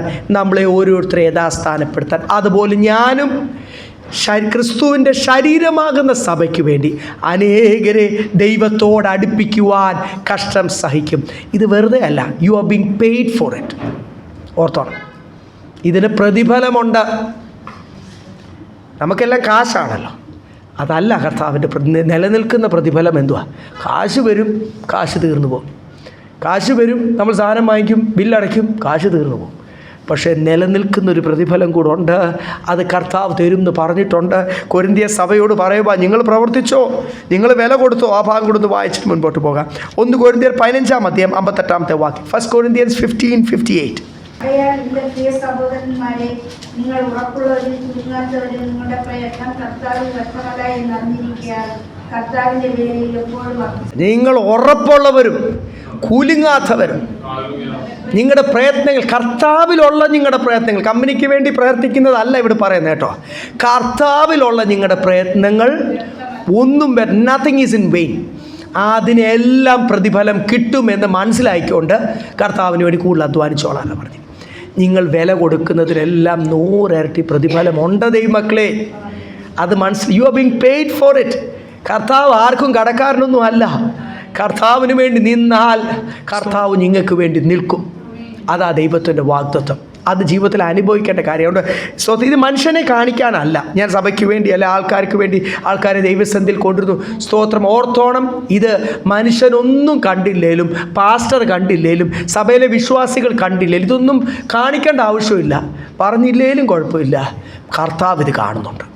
അതുകൊണ്ട് കൊരിന്ത്യ സഭയോട് പറയുക, നിങ്ങളുടെ ഓട്ടവും അധ്വാനവും എല്ലാത്തിനും പ്രതിഫലമുണ്ട് എന്ന് മനസ്സിലാക്കിക്കൊണ്ട് കൂടുതൽ കർത്താവിന് വേണ്ടി നിലനിൽക്കാനാണ് പറഞ്ഞത്. അടുത്ത വാക്യം 25-ാമത്തെ വാക്യം, 2-3 വാക്യം കൂടെ ഉള്ളല്ലോ.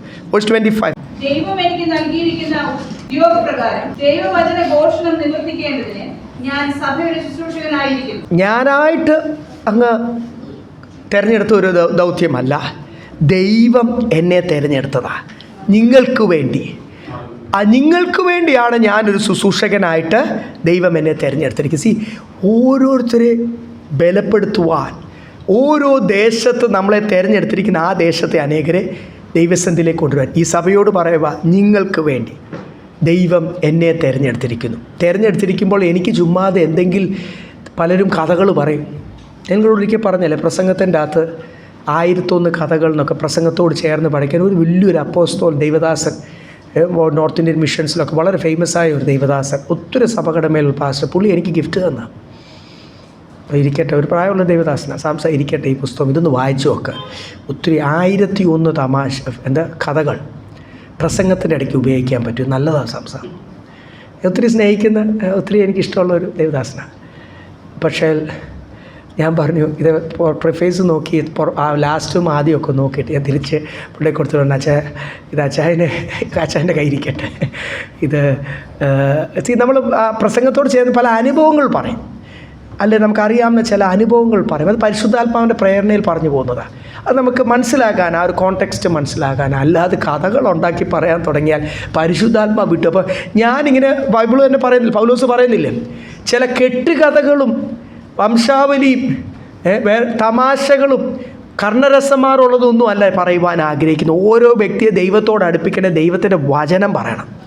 അതാണ് ഇവിടെ പറയുന്നത്. അതിനു വേണ്ടി ഞാനൊരു ശുശ്രൂഷകനായിരിക്കുന്നു വചനത്തിൽ കൂടെ. തിമോത്തിയോസിനോട് എന്തോ പൗലോസ് പറഞ്ഞു, 1 തിമോത്തിയോസ് 4:6 വായിച്ചേ.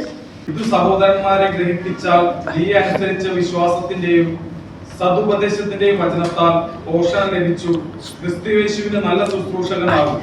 ഇത് നീ അറിയിച്ചാൽ, ആ സദ് ഉപദേശം, ഇംഗ്ലീഷ് ബൈബിൾ എത്ര ഡെപ്ത് അവിടെ എഴുതിയിരിക്കുന്നത്.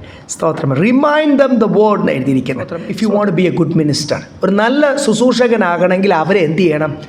ഇത് അറിയിക്കണം. ഈ സത് ഉപദേശം, ഈ നല്ല ഉപദേശം, ദ ട്രൂ വേർഡ്, ഉപദേശത്തിൻ്റെ മായം ചേർക്കാതെ ഇത് നീ അറിയിച്ചാൽ നല്ലൊരു ശുശ്രൂഷകനാവും.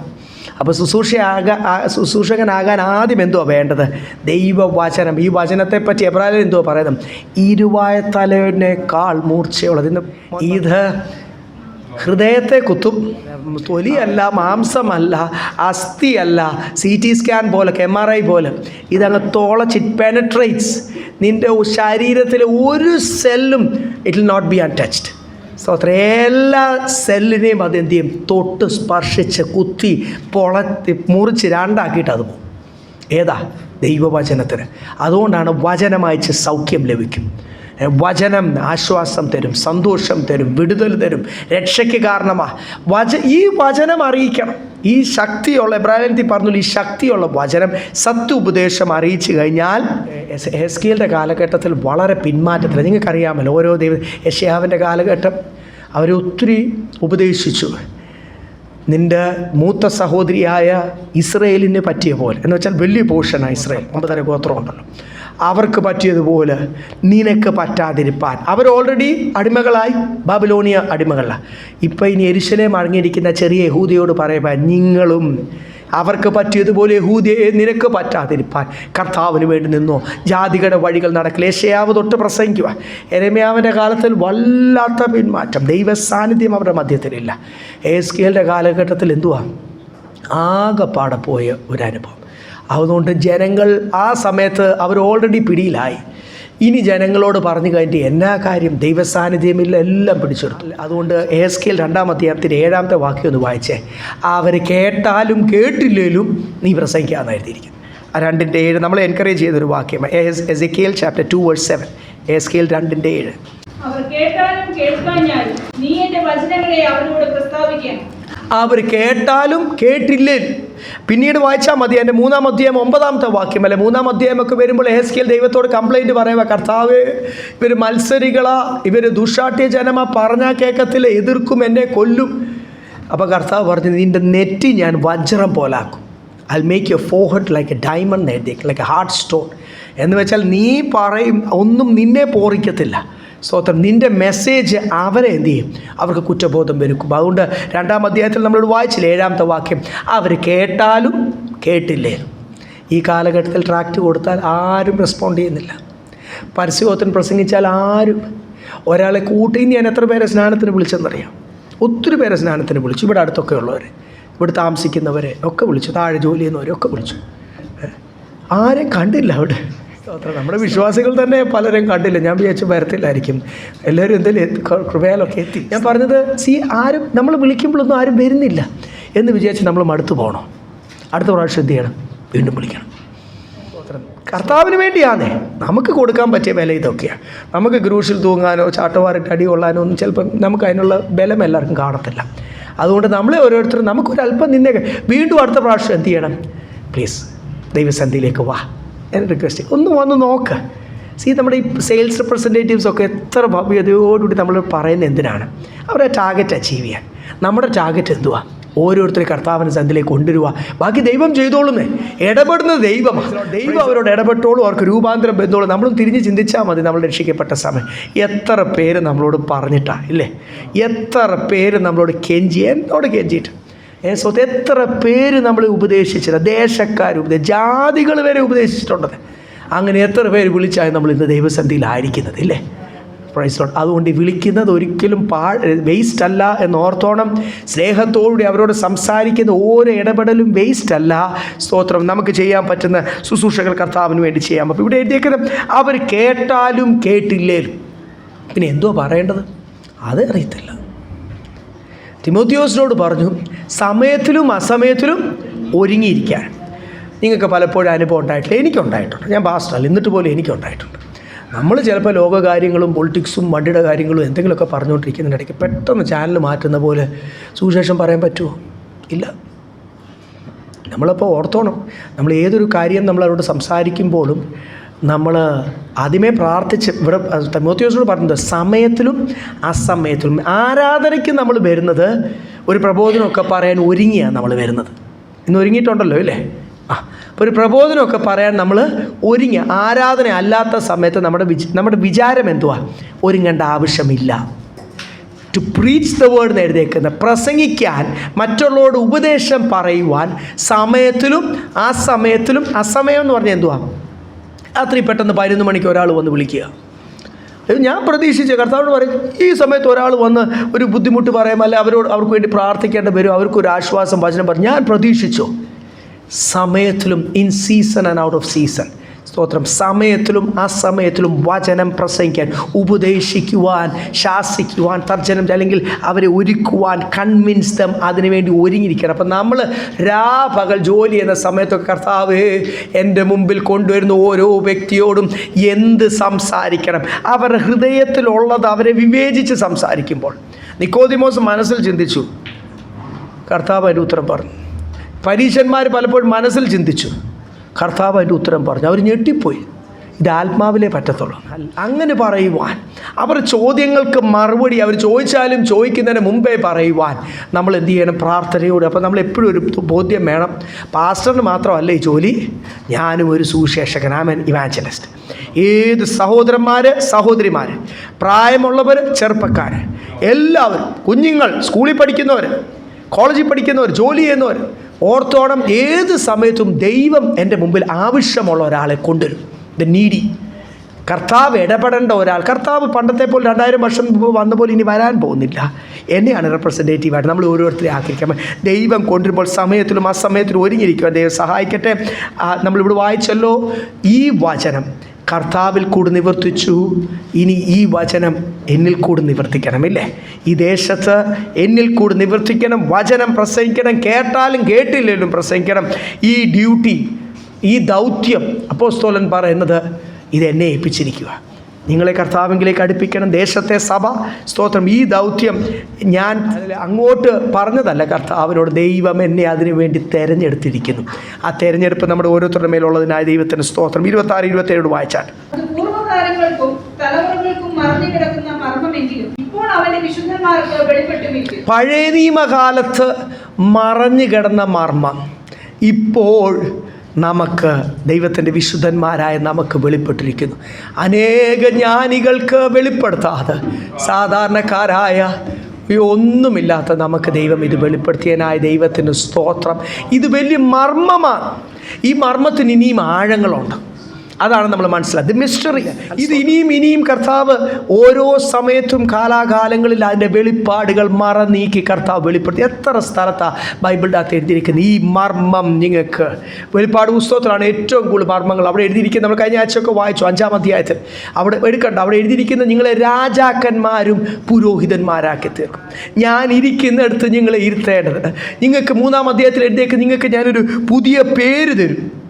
നിങ്ങളെ I will make you pillars in heaven എഴുതിയിരിക്കുന്നത്.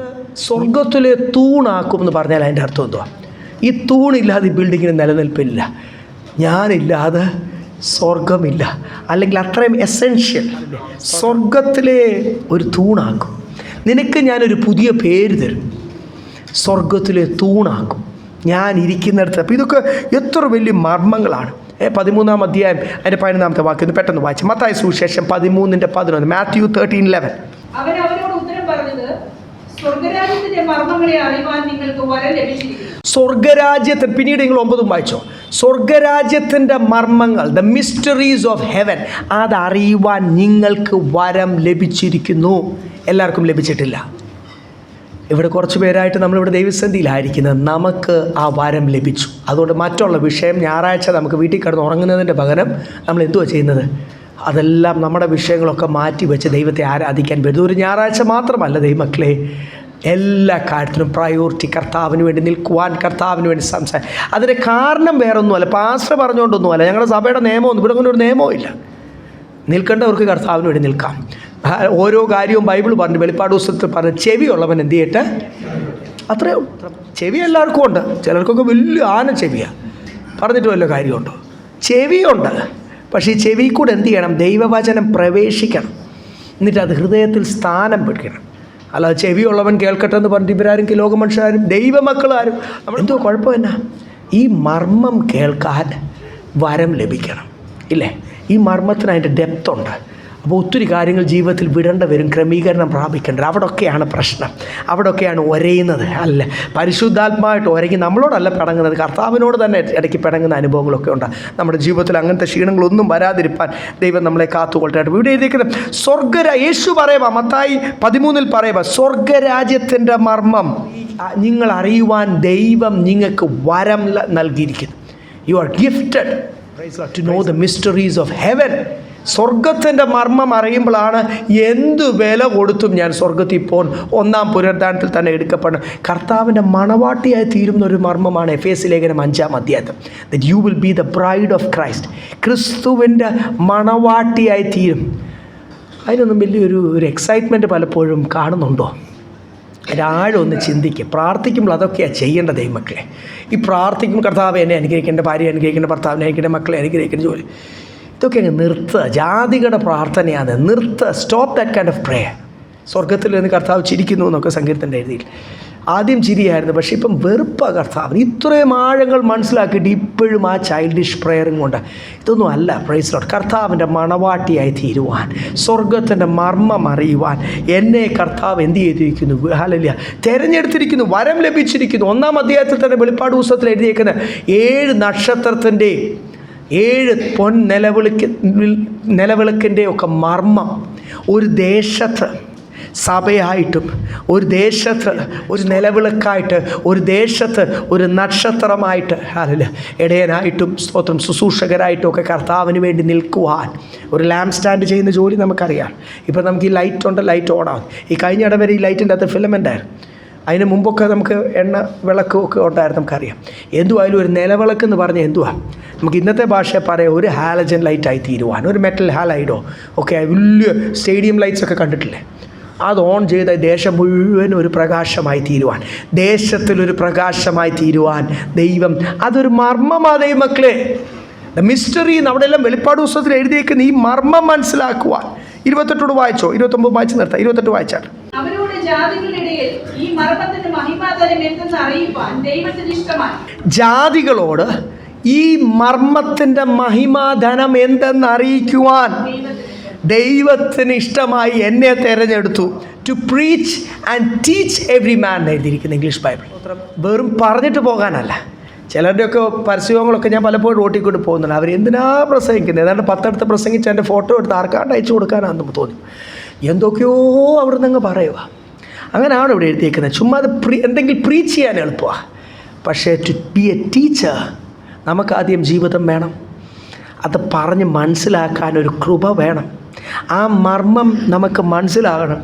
ചില മാത്സ് ടീച്ചേഴ്സും ചില ഫിസിക്സ് അവിടെയുള്ള തിയറീസ് വരുന്നത്. ചില മാത്സ് ടീച്ചേഴ്സും ചില ഫിസിക്സ് ടീച്ചേഴ്സും, ഞാനും 11th 12th ഒക്കെ മാത്സും സയൻസും ഒക്കെ ഒന്നിച്ചെടുത്ത് പഠിച്ചത്. അയ്യോ, തലവണയുടെ സൈസുള്ള ടെക്സ്റ്റ് ബുക്കൊക്കെ കണ്ട് പേടിച്ച് പോയ വ്യക്തിയാണ്. അല്ല, ഡിഗ്രിക്ക് പലപ്പോഴും അത്രയും വലിയ ടെക്സ്റ്റ് ബുക്കില്ല.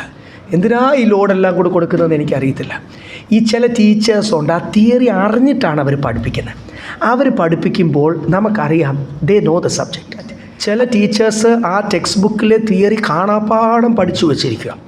അവരത് വർഷങ്ങളായിട്ട് എത്ര ബാച്ച് പഠിപ്പിച്ചതാണ്. 30 വർഷമായിട്ട് 20 വർഷമായിട്ട് പഠിപ്പിക്കുന്ന ടീച്ചേഴ്സ് അത് പറഞ്ഞങ്ങ് പോവുക. നമുക്കറിയാം എന്തൊക്കെയോ ടീച്ചർ പറയുന്നു. ആ തിയറി കേൾക്കുന്നാക്ക് നമുക്ക് മനസ്സിലാകത്തില്ല. നമ്മളതിന് വേറെ ട്യൂഷനോ വല്ലതും പോകേണ്ടി വരും, അല്ലെ വേറെ ആരെങ്കിലോട് ചോദിക്കേണ്ടി വരും. ആ വ്യക്തിക്ക് തന്നെ ആ തിയറി ശരിക്കും മനസ്സിലായിട്ടില്ല. എന്തോ കൊണ്ടോ അതിൽ MSc എടുത്തു, എന്തോ കൊണ്ടോ അതിലൊരു BEdോ MEdോ എടുത്തു, എന്തോ കൊണ്ടോ ടീച്ചറായി. ചിലപ്പം വേറെ ചില ചാപ്റ്റേഴ്സ് അറിയാമായിരിക്കും, പക്ഷേ ആ ചാപ്റ്റർ ആ ടീച്ചറിന് ശരിക്കും എന്ത് ചെയ്തിട്ടില്ല, മനസ്സിലായിട്ടില്ല. ഇത് നമ്മൾ ജാതികളോട് പറയണമെങ്കിൽ ആദ്യം ഈ വിളിയുടെ ശ്രേഷ്ഠതയും എന്നെ ശിഷ്യനായിട്ട് തിരഞ്ഞെടുത്തതും ഈ വിളി എന്തുവാന്നും സ്തോത്രം, ഇത് എനിക്കൊന്ന് ഈ തിയറി ഒന്ന് മനസ്സിലാക്കണം. ഞാൻ എൻ്റെ തിയറി എന്ന് പറഞ്ഞു, ബൈബിൾ അതിന് മർമ്മം എന്ന് പറയുന്നു. കാര്യം ഇതിന് വീണ്ടും വീണ്ടും ആഴങ്ങളുണ്ട്, ഇതിന് വീണ്ടും വീണ്ടും ഡെപ്ത് ഉണ്ട്. ഈ രക്ഷിക്കപ്പെട്ടു സ്നാനപ്പെട്ടു എന്ന് പറയുന്ന നമ്മൾ ചില വാക്യങ്ങൾ വായിച്ച് അതിനെ അവിടെ അങ്ങ് നിർത്തി. നോ, സ്തോത്ര, കർത്താവിനോട് ചേരുക എന്നുള്ളത് അതിന് എത്ര ഡെപ്ത് ഉണ്ടെന്നറിയാമോ ദൈവമക്കളെ? ഇത് രക്ഷിക്കപ്പെട്ട് സ്നാനപ്പെട്ട് വെള്ളത്തിൽ വന്ന് ആ ഒരു ശുശ്രൂഷ കഴിഞ്ഞു തീർന്നില്ല. It has it's depth. So ഈ കോളിങ്ങിന് എത്ര ആഴമുണ്ടെന്നറിയാം. അപ്പോൾ ഇത് ശരിക്കും എനിക്കൊന്ന് മനസ്സിലായാലേ എനിക്ക് അതുപോലൊരു വ്യക്തിയെ ക്രിസ്തുവിലേക്ക് ആകർഷിക്കുവാൻ കഴിയൂ. അവനോട് ഇത് പറഞ്ഞ് മനസ്സിലാക്കാൻ പറ്റൂ. 28ാമത്തെ വാക്യത്തിൽ അപ്പോസ്തലൻ പറയുക, സ്തോത്രം, വേറൊന്നുമല്ല തമാശ പറയുവാൻ, ഫിലോസഫി പറയുവാൻ, അല്ല ലോകജ്ഞാനം പറയുവാൻ ഒന്നുമല്ല എന്നെ വിളിച്ചിരിക്കുന്നത്. ഓരോ വ്യക്തിയെ ക്രിസ്തുവിൽ തികഞ്ഞവനാക്കി നിർത്തുന്ന ഈ സുവിശേഷം ഓർത്തോണം. ആളൊക്കെ കുറഞ്ഞിരിക്കും. If God doesn't care, who cares? ഇല്ലേ?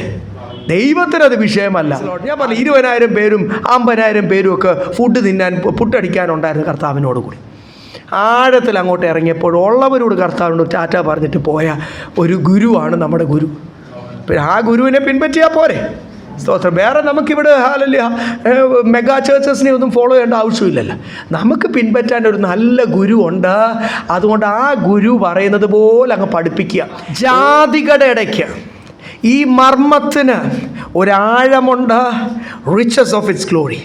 ആ മിസ്റ്ററിക്ക് ഒരു riches, it is rich, it is God is depth. അതിനൊരു ആഴമുണ്ട്. അതിൻ്റെ മഹത്വം, ആ മർമ്മത്തിന്റെ മഹിമാധനം ജാതികളോട് അറിയിക്കുവാൻ ദൈവത്തിന് ഇഷ്ടമായി. ആ മർമ്മം മഹത്വത്തിന്റെ പ്രത്യാശയായ ക്രിസ്തു നിങ്ങളിൽ ഇരിക്കുന്നു എന്നുള്ളത് തന്നെ. മർമ്മം ജാതികളോട് പഠിപ്പിപ്പാൻ എന്ന് പറഞ്ഞിട്ടാണ് എഴുതിയിരിക്കുന്നത്. അവനെ ഞങ്ങൾ അറിയിക്കുന്നതിൽ ഏത് മനുഷ്യനെയും ക്രിസ്തുവിൽ തികഞ്ഞവനായി നിർത്തേണ്ടതിന് മനുഷ്യനെ പ്രബോധിപ്പിക്കുകയും ഏത് മനുഷ്യരോടും സകല ജ്ഞാനത്തോടും കൂടെ ഉപദേശിക്കുകയും ചെയ്യും. സകല ജ്ഞാനത്തോടുകൂടി ഏത് മനുഷ്യനെയും പ്രബോധിപ്പിക്കുകയും സകല ജ്ഞാനത്തോടുകൂടിയും ദൈവകൃപയോട് മാത്രമേ ശുശ്രൂഷ ചെയ്യാൻ പറ്റൂ. ഇംഗ്ലീഷ് അറിയാം, മലയാളം അറിയാം, ഹിന്ദി അറിയാമെന്നൊന്നും പറഞ്ഞ് ശുശ്രൂഷ ചെയ്യാൻ പറ്റത്തില്ല ദൈവമക്കളെ. ഭാഷ പോരാ. ഇവിടെ എന്ത് വേണം? ഏത് മനുഷ്യനെയും അത് പറഞ്ഞ് മനസ്സിലാക്കുവാനും തികവുള്ളവനാക്കി നിർത്തുവാണെങ്കിൽ ദൈവകൃപ വേണം, ദൈവശക്തി വേണം. ഈ ദൈവശക്തി എന്നിലുണ്ടെങ്കിൽ, ഈ അത്യന്ത ശക്തി എന്നിലുണ്ടെങ്കിൽ ഇറ്റ് വിൽ ബി എക്സിബിറ്റഡ്. എക്സിബിഷനൊക്കെ നടത്തുന്നത് എന്തോ? അവരുടെ കയ്യിലുള്ള പ്രോഡക്ട്സ് കാണിക്കാൻ. എന്നിൽ ദൈവശക്തി ഉണ്ടെങ്കിൽ ആ ദൈവശക്തി വെളിപ്പെട്ടു വരണം. മനസ്സിലായി? എന്നിൽ ഈ ശ്രേഷ്ഠമേറിയ വിളി ഉണ്ടെങ്കിൽ ആ വിളിയുടെ ശുശ്രൂഷകൾ വെളിപ്പെട്ടു വരണം. ഈ ശുശ്രൂഷ ഇല്ലെങ്കിൽ പിന്നെ എനിക്ക് ഒരൊറ്റ മാർഗ്ഗമേ ഉള്ളൂ.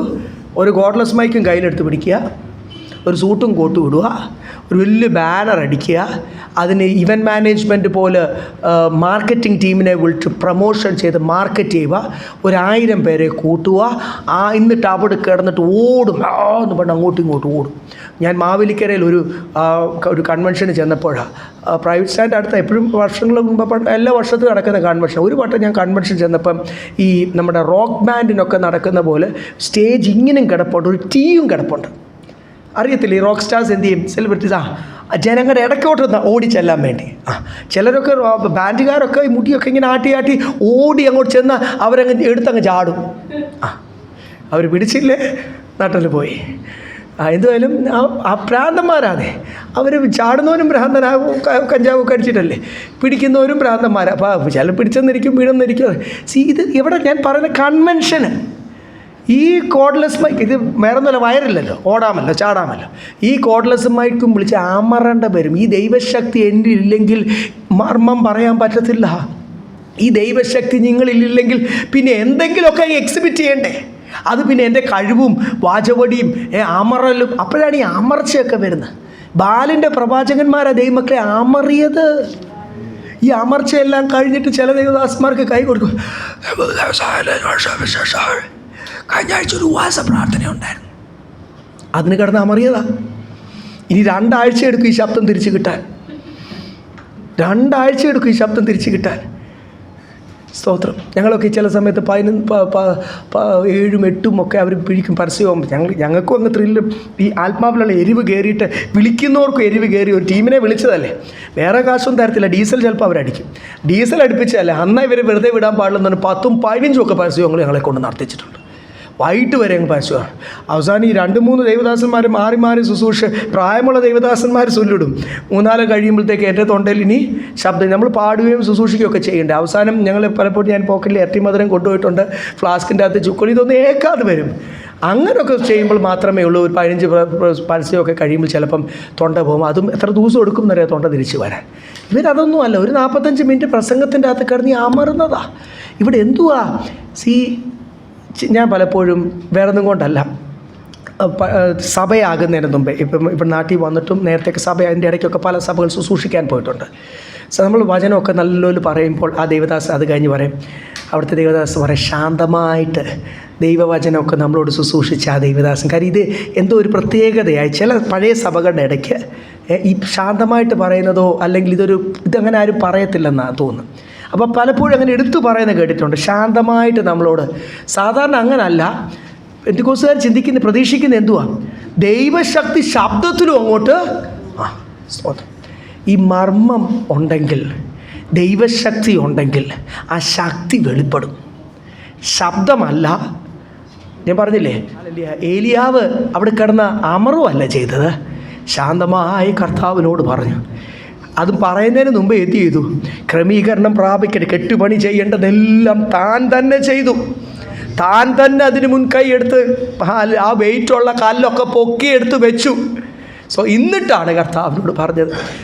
എല്ലാം വചനപ്രകാരം ക്രമീകരണം പ്രാപിച്ചിട്ട് കർത്താവിനോട് പറഞ്ഞു, ഈ ജനം അറിയണം, സ്തോത്രം, എന്നിലും അഭിഷേകമുണ്ട്, ഒരു ജീവിക്കുന്ന ദൈവമുണ്ട് എന്നറിയുവാൻ കർത്താവേ സ്വർഗീയ തീ ഇറങ്ങണമേ. ഇറങ്ങിയപ്പോഴെന്തുവാ, ശബ്ദമൊന്നുമല്ല, വെള്ളവും പറ്റി. ആ വെള്ളത്തിൻ്റെ അകത്ത് ആ തോട്ടിലുണ്ടാക്കിയ കല്ലും കരിഞ്ഞു പോയി, ഒന്നുമില്ലായിരുന്നു. കർത്താവ് പ്രസാദിക്കുന്നത് ഇങ്ങനെ ദൈവമക്കളെ. ബാലും പ്രവാചകന്മാരും ആഹാബും കൂടെ നിന്നവരും അഹങ്കാരി സ്ത്രീയായ ഇസബേലും രാജ്ഞിയായ ഇസബേലും എല്ലാം കിടുങ്ങി. എന്നാ സ്തോത്രം. യെസ്, ദൈവശക്തി ദേശത്തുണ്ടായാൽ വേറെ പ്രത്യേകിച്ച് മറ്റുള്ള സഭകൾ കാണിക്കുന്ന പോലുള്ള മാർക്കറ്റിംഗ് സ്ട്രാറ്റജീസിനൊന്നും ആവശ്യമില്ല. നമ്മുടെ മധ്യത്തിൽ വെളിപ്പെടേണ്ട ദൈവശക്തിയാണ്. ഇവിടെ 28ഉം 29 അപ്പോസ്തലൻ പറയുന്നു, ആ മർമ്മം എനിക്ക് വെളിപ്പെടുത്തി. ദൈവശക്തി എൻ്റെ മേലുണ്ട്. ദൈവശക്തി നമ്മുടെ മേലുണ്ട്. നമ്മൾ സംസാരിക്കുന്ന ഓരോ വസ്ത്രത്തിൻ്റെ അറ്റത്ത് തൊട്ട ആ സ്ത്രീ സ്തോത്രം എന്തുവാ പറഞ്ഞത്, ഒരു ദൈവശക്തി എന്നിലേക്ക് പകർന്നു. നമ്മൾ തൊടുന്നവരോട്, നമുക്കൊരു ഷെയ്ക്ക് ഹാൻഡ് കൊടുക്കുന്നവർക്ക് ദൈവശക്തി പകരുമോ? അത്ര നിറവിൽ നിൽക്കണം, വിശുദ്ധിയിൽ നിൽക്കണം, ദൈവശക്തിയിൽ നിൽക്കണം. എത്ര വ്യക്തമായിട്ട് എവിടെ എഴുതിയിരിക്കുന്നത്. ദൈവശക്തി ഇല്ലെങ്കിലാണ് ഞാൻ പറഞ്ഞത്.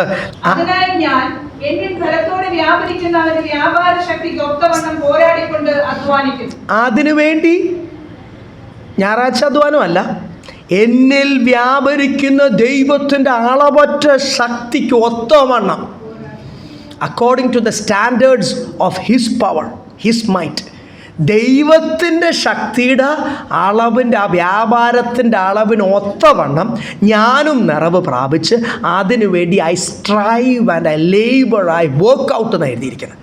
ഞാൻ അതിനു വേണ്ടി പോരാടുന്നു. പിശാചിനോട് പോരാട്ടമുണ്ട്, വചനത്തിന് വേണ്ടി നിൽക്കാൻ പോരാട്ടമുണ്ട്. We have a fight. സത്യത്തിന് വേണ്ടി നിൽക്കാൻ പോരാട്ടമുണ്ട്.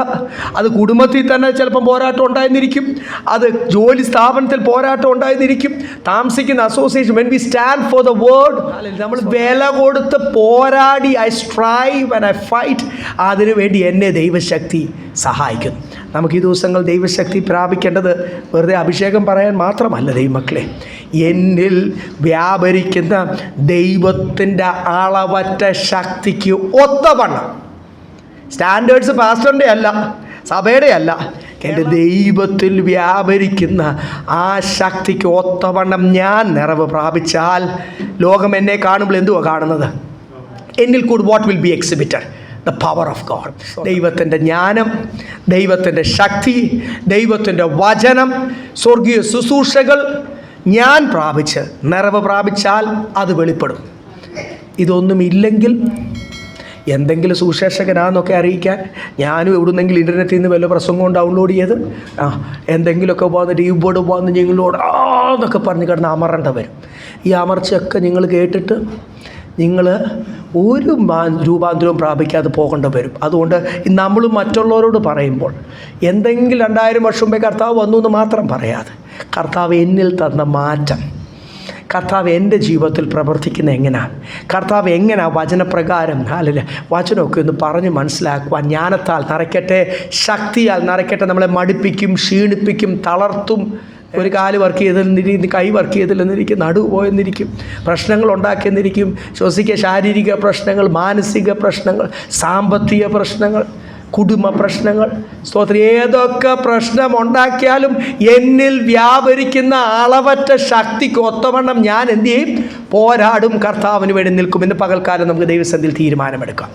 നമുക്ക് ശക്തി ഉണ്ടെങ്കിൽ ലോകത്തോട് നമ്മൾ ശക്തിയെ, ദൈവശക്തി വെളിപ്പെടും, ദൈവജ്ഞാനം നമ്മൾ കൂടി വെളിപ്പെടും. ഇതില്ലെങ്കിൽ ഒന്നും നമുക്ക് പറയാനില്ല, ഇല്ലേ? അപ്പോഴാണ് നമുക്ക് ലോകത്തോട് പറയുവാൻ, ചിലരോട് സാക്ഷ്യം പറയാൻ പറഞ്ഞാൽ അയ്യോ എനിക്കൊന്നും പറയാനില്ല. പരസ്യോത്തിന് സാക്ഷ്യം പറയാം, ഇവിടുത്തെ കാര്യമല്ല ഞാൻ പറയാം.